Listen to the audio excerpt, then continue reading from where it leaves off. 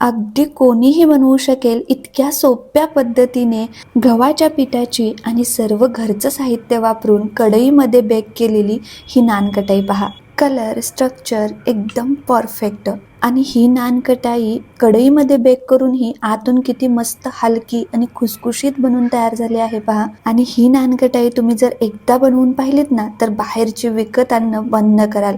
इतकीही tasty तर बनतेच, शिवाय बेकरीमध्ये जी नानकटाई मिळते त्यामध्ये मैदा आणि वनस्पती तेल वापरलं जातं. पण आज आपण मैद्याचा वापर न करता गव्हाच्या पिठापासून साजूक तुपामध्ये बनवलेली ही नानकटाई टेस्टी आणि हेल्दी बनून तयार होते. नमस्ते, मी सत्याच रेसिपी मराठी या चॅनलवर आपले खूप खूप खूप मनापासून स्वागत आहे. आता ही नानकटाई बनवण्यासाठी तुमच्याकडे जर मेजरमेंट कप नसतील तर साहित्याचं मेजरमेंट करण्यासाठी तुम्ही घरातील कोणतीही वाटी वापरू शकता. तर मी येथे 1 कप गव्हाचं पीठ, अर्धा कप बेसन आणि 1/4 कप म्हणजेच पाव कप बारीक रवा घेतला आहे. जर तुमच्याकडे बारीक रवा नसेल तर तुम्ही मिक्सरवरती बारीक करून मग ॲड करा.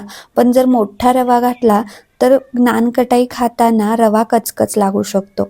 त्यानंतर पहा, यामध्ये मी अर्धा चमचा पोहे खायच्या चमच्याने अर्धा चमचा बेकिंग पावडर ॲड केली आणि 1/4 चमचा बेकिंग सोडा ॲड केला.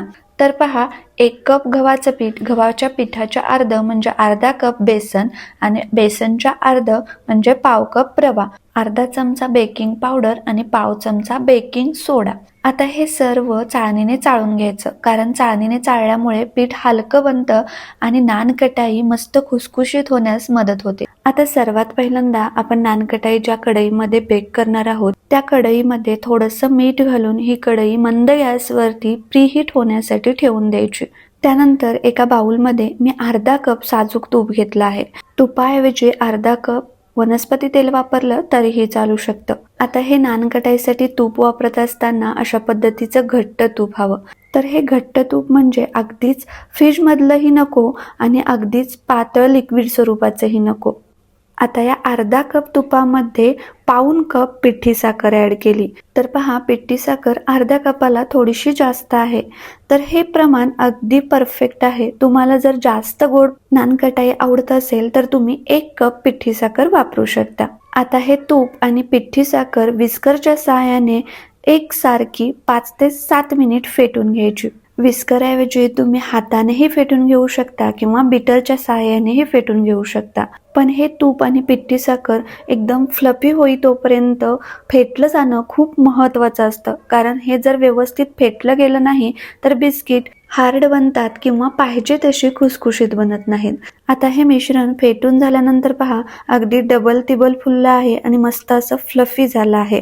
आता हे मिश्रण फेटून झाल्यानंतर बिस्किटाला मस्त असा स्वाद यावा यासाठी यामध्ये मी अर्धा चमचा वेलची पावडर ॲड केली. आता हे मिश्रण अगदी व्यवस्थित फेटलं गेलं आहे का हे तुम्हाला जर चेक करायचं असेल तर एखाद्या वाटीमध्ये पाणी घ्यायचं आणि पाण्यामध्ये या मिश्रणाचे 1-2 थेंब टाकायचे. हे मिश्रण पाण्यावरती तरंगलं तर मिश्रण अगदी व्यवस्थित फेटलं गेलं आहे आणि जर पाण्याच्या तळाला गेलं तर मिश्रण अजून फेटावं लागेल. आता हे मिश्रण चांगलं फेटून झाल्यानंतर आपण जे सुरुवातीला पीठ चाळून घेतलं होतं किंवा हे नानकटाईचं प्रीमिक्स बनवून घेतलं होतं ते यामध्ये ॲड करायचं. आता हे सर्व एकत्रित करून हलक्या हाताने मळून घ्यायचं. हे पीठ मळत असताना तुम्हाला जर जास्तच कोरडं वाटत असेल तर वरून 1-2 चमचे तूप ॲड करून मग मळून घेऊ शकता.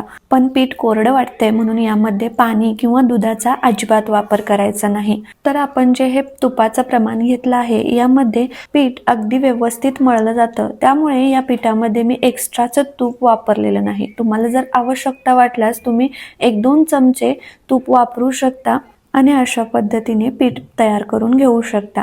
आता या तयार पिठाचे आपण लगेचच नानकटाई बनवून घेऊयात.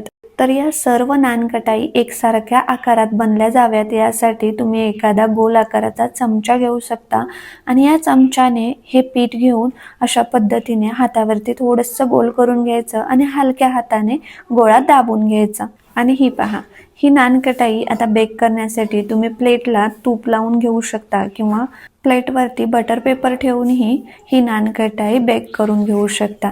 त्यानंतर नानकटाई बेक झाल्यानंतर खूप मस्त अशी फुलली जाते. त्यामुळे ही नानकटाई बनवत असताना खूप मोठ्या आकारामध्ये बनवायची नाही.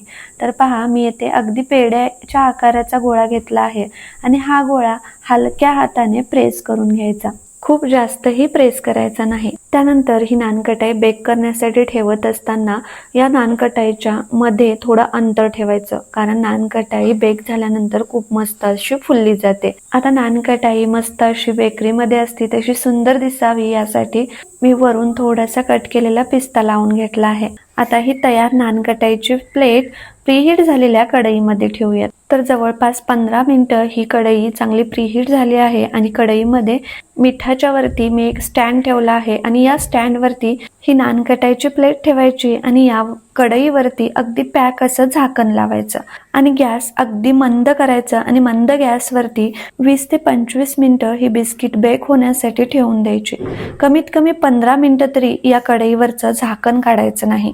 तर अगदी मंद गॅसवरती 25 मिनिटानंतर माझी ही नानकटाई अगदी मस्त अशी बेक झाली आहे. अजून गरम आहे, तर पूर्णपणे थंड झाल्यानंतर ही नानकटाई पहा बनली आहे ना, अगदी बेकरीसारखी.